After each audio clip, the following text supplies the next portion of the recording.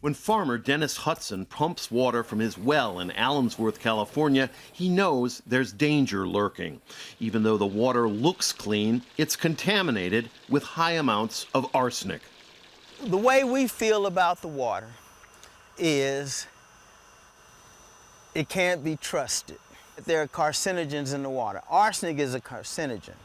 It will cause cancer. It affixes itself to the fatty tissues in the body. The toxic substance leaches into the water supply from underground rock formations. The U.S. government says the safe level of arsenic is 10 parts per billion. Hudson's well water has more than 300 parts per billion, and many other wells in the community are similar. Arsenic is colorless and it's odorless. You can't see it, you can't taste it. In fact, people, before we really realized the extent of the arsenic in our water, there were people who would visit Allensworth and say, wow, this water really tastes good. Allensworth is an impoverished town of about 600 people, founded by black settlers over 100 years ago.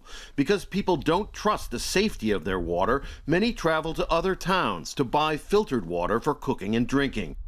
It's a problem that extends far beyond this small California farming town. Across the United States, it's estimated that 2.1 million people draw their water from wells contaminated with high levels of arsenic.